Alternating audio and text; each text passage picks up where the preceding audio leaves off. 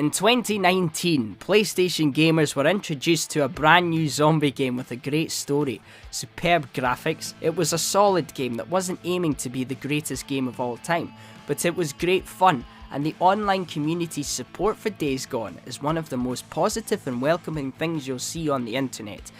Now there's a sad story to Days Gone because reviewers rated the game incredibly harshly. IGN gave it a 6.5 out of 10. GameSpot ripped into it as well, so it turned a lot of gamers off from playing it and heavily contributed to Days Gone not getting a sequel, you bastards! It would be amazing if you gave this video a like.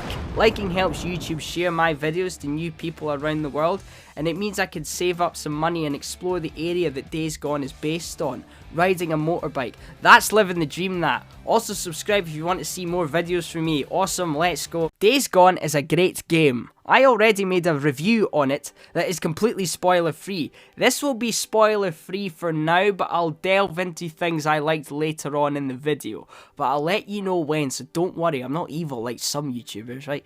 Days Gone to me is the most underrated game ever. It wasn't just underrated, it was trashed by a lot of critics out there, especially by the big IGNs and GameSpots. They tore right into it and it made it out that the game wasn't good. I just rewatched those videos released in 2019, reviewing the game, and it's shocking to see how they swept this game under the rug. No enthusiasm about it, just a, oh, this is another game, I must play it, work.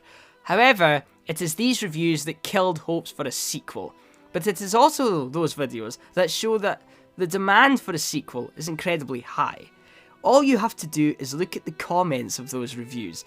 Days Gone has such a huge online following. This game outsold Ghost of Tsushima, mate, despite the reviews turning gamers off from playing it.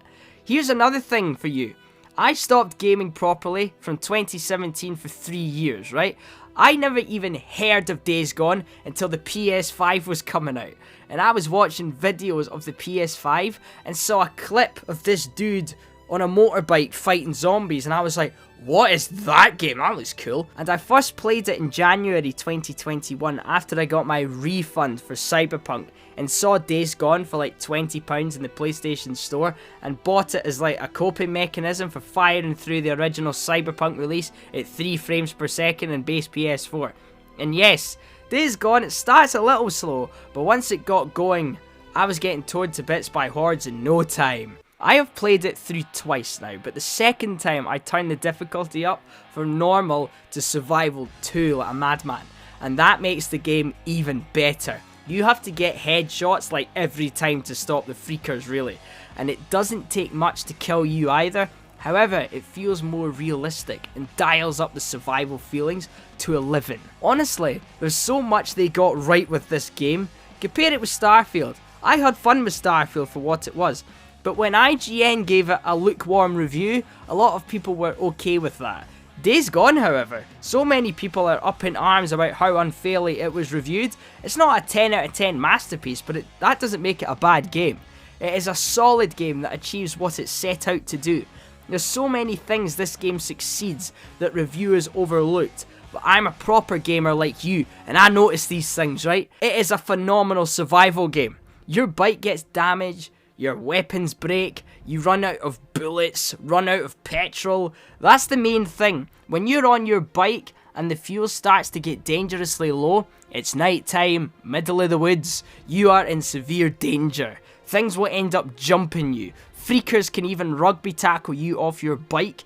You can drive into a tripwire that people have put across the road and you go flying. The world feels dangerous at all times. That's part of the game lore. People are safe in the tiny camps, but outside those gates, 99% of people will die. It's a really dangerous world out there, but Deacon is an ex-soldier, so it makes sense that he would be alive.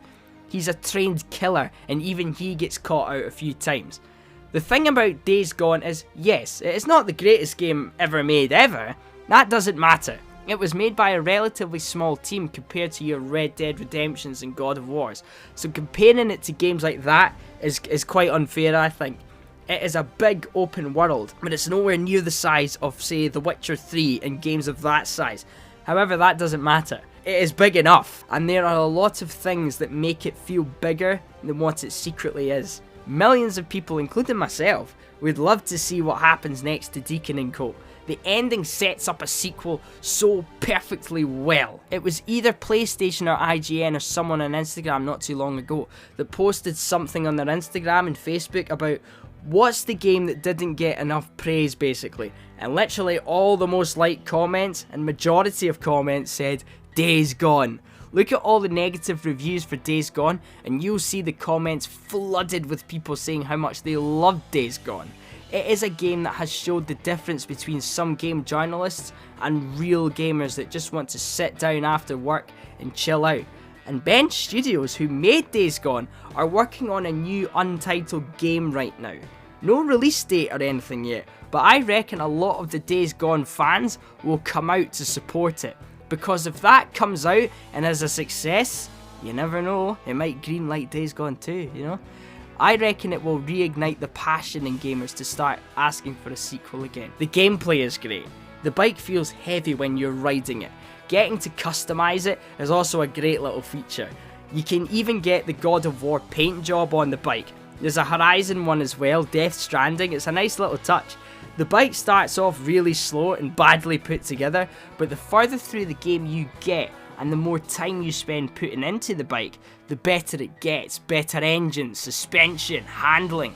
Before you know it, your bike is one thing that the freakers should be afraid of. Even the concept of flying around on a motorbike hunting zombies is cool as anything. The charm of Days Gone is that it is a relatively small game. You just follow the main storyline. You don't get to decide who Deacon dates, or get followers, or build camps, or anything like that. It's very grounded. The studio isn't that massive that made the game, really. Comparing it to Red Dead Redemption 2, for example, isn't fair, because the budgets and the resources were night and day in comparison. However, Days Gone, with what they had, succeeds, and once you realise it is a small company, it is a technical marvel when you're looking at how insanely good the graphics are. Especially in the cutscenes, the detail in people's faces is incredible, and it feels like a PS5 game when playing it on PlayStation 5. 60 frames per second, 4K, yes. The horror elements are there as well. There are a few jump scares in there. There's a mission where you have to sneak into a cave full of freakers, and my heart rate was pounding the whole time. Make any sound and it turns into Lord of the Rings. When you're being chased by hordes of freakers and trying to make it to your bike, you never know if you have enough time to get on the bike to escape. And the fact there are sometimes well over 100 freakers on screen at one time, and it never bugged out for me, that in itself is a massive achievement. Even IGN said the horde battles were good. Now, for all of you lot that have played the game, or have no problem with finding out what happens, I'm going to mention a few spoilers here. So, the whole reveal of the militia in the third act of the game is superb. You leave the old map behind and meeting the Colonel, aka Alduin from Skyrim, and of course the long-awaited reunion with Deacon and his wife Sarah. That was absolutely incredible stuff right there. She, however, is a bit standoffish at first and has changed since Deacon last saw her. Well, kind of. She becomes sane by the end of the game, thank Christ. Sarah doesn't know the half of it. I was ready to jump into that screen when she shouted to him, arse. That mission where you go into the abandoned mine with everyone's favourite human being, Skizzo, he's the worst, but that mission I remember being a standout mission for me. Proper scary stuff that. The horror elements get dialed up a bit. I also like the end scene with O'Brien and finding out he is like a highly evolved freaker and the freakers are getting more and more powerful. It's really ominous in the end and it sets up a sequel perfectly, but all the critics were like, yeah, but that motorbike line in the wedding was cringe, 1 out of 10. I mean it was, but come on, go show all the thousands of lines that are actually good as well.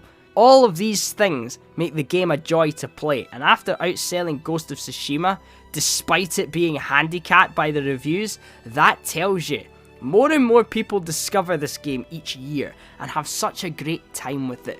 Bench Studios have a new game coming out in the next couple of years or so. Now, if all the Days Gone fans like you and me turn out and support this game, if it is good and it is a success, you never know. Sony might turn around and go, let's give Days Gone 2 a bash, you never know. In the end, Days Gone deserves a sequel, and if you enjoyed this video, like and subscribe for more videos like this in the future. Bye!